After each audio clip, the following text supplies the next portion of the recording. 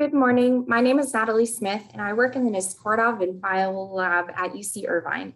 And today I'll be talking about the viscosity of real Canary Island pine secondary organic aerosol. And this project was done in collaboration with Alan Bertram's group at University of British Columbia. A majority of gases emitted into the atmosphere come from biogenic sources such as plants and vegetation. One example in which pine trees emit isoprene and alpha pinene, grouped into a class of compounds called volatile organic compounds. These VOCs can then react with oxidants in our atmosphere to form secondary organic aerosol. However, plants can experience a wide range of environmental growing conditions. They can experience both biotic and abiotic stressors. One example in particular for biotic stress is a pine tree that has an insect infestation. A common insect for pine trees are aphids that suck the sap out of the pine tree. When this happens, it induces a biochemical defense mechanism in which the plant alters its metabolism pathways and produces different VOCs. One VOC, for instance, is farnesene, a sesquiterpene. This change in VOC profile can then alter the types of SOA being formed that is chemically different than plants formed under healthy conditions. These SOA can then have different properties such as hygroscopicity, which can then influence cloud condensation nuclei properties of these SOA and go on to impact climate.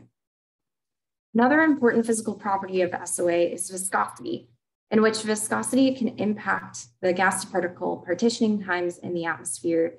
It can also dictate whether your particle were heterogeneously or homogeneously isonucleate.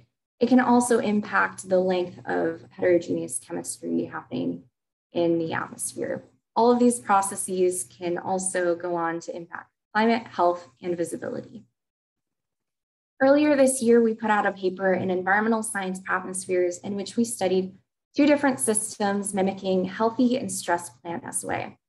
These systems were generated using a complex mixture of VOCs used to represent real pine tree emissions. Our healthy plant SOA system had a majority of monoterpenes, whereas our stress plant SOA system still had a majority of monoterpenes, but it had a higher contribution from sesquiterpenes of about 5%. We compared this viscosity over a range of relative humidity between 0 and 50% compared to our alpha pinene photooxidation SOA.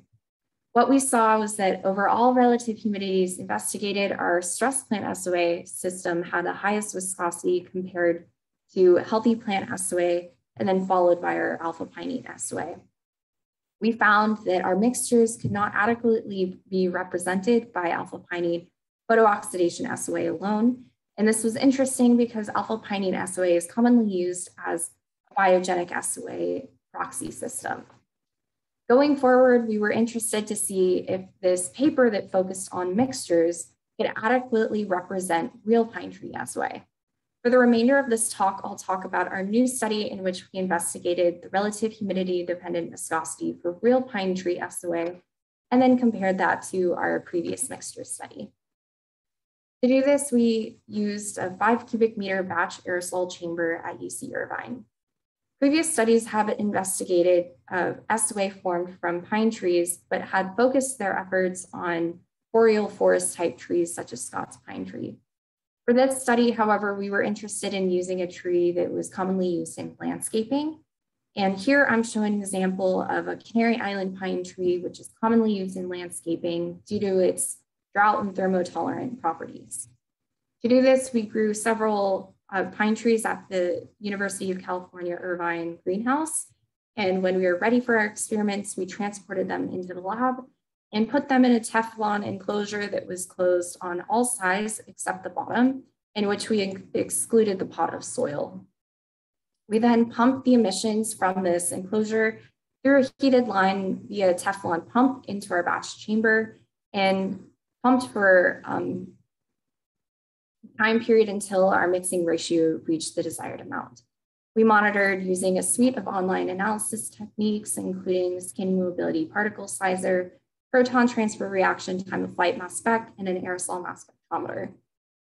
Before initiating photooxidation, we collected two different types of, or two cartridges at the inlet of our chamber to sample the VOC mixing ratio profile that we then would later analyze using a thermal desorption gas chromatography mass spectrometer.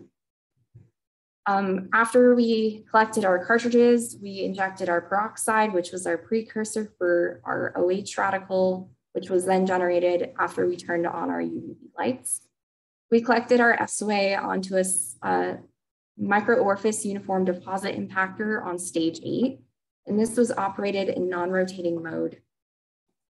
This non-rotating mode allowed for discrete spots of SOA to be formed on our hydrophobic glass slide. Here I'm showing a picture of one of our discrete spots of SOA that had an aggregated particle diameter of 30 to 50 microns. Here I'm showing the results from our cartridge sampling for the thermal desorption gas chromatography mass spectrometer. And here I'm showing the 4 different pine trees that were investigated in this study and the fraction of total profile that was contributed to individual terpenes. As you can see, over all of the pine trees investigated in the study, we saw that about 80% of the total profile came from alpha pinene. However, the remaining 20% was attributed to other terpenes such as beta pinene and beta myrcene. One interesting thing that we found was that for our Canary Island pine tree 4, we had an increase in our other monoterpene or oxygenated monoterpene category, which included things like alpha-phalandrine, O-cymene, orniol, and camphor. It also had an increase in our sesquiterpene category, which included farnesene, germacrine, and cubabene. Our first 3 trees that were investigated did not have any visual aphids on there. However, our Canary Island pine tree 4 did have an aphid infestation. Going forward, I will talk about the first 3 trees, Canary Island pine 1 through 3, that had no aphids as healthy, and our last Canary Island pine 4, which had aphids on them as stress. We can confirm this aphid stress visually on our Canary Island pine 4. Here to the left, I'm showing a close-up picture of the pine needles for this tree, in which we see a bunch of different white specks. We wanted to sample that to see what that was, so we shook a branch onto a glass slide, and we actually found some live aphids highlighted in the red circles. This was identified as a light green pine needle aphid. To investigate viscosity, we shipped our samples to the University of British Columbia, and they conditioned our hydrophobic glass slides containing our SOA in a humidified flow cell at a set humidity. And then they poked the needle into our particle, and that led to a deformation in the shape of the particle. And once the needle was pulled back out, the particle was allowed to refill back in after some time to its original shape. This time is known as the experimental flow time, which we can then plug into COMSOL multiphysics, which is the fluid dynamic model, which we can then calculate the upper and lower limits to viscosity for our SOA. Here I'm showing the results of our real healthy plant SOA systems 1 through 3 in black, compared to our healthy plant SOA proxy system based off of our previous paper. Again, from our experimental flow time, we can calculate viscosity, and we see that our 2 systems overlap quite nicely.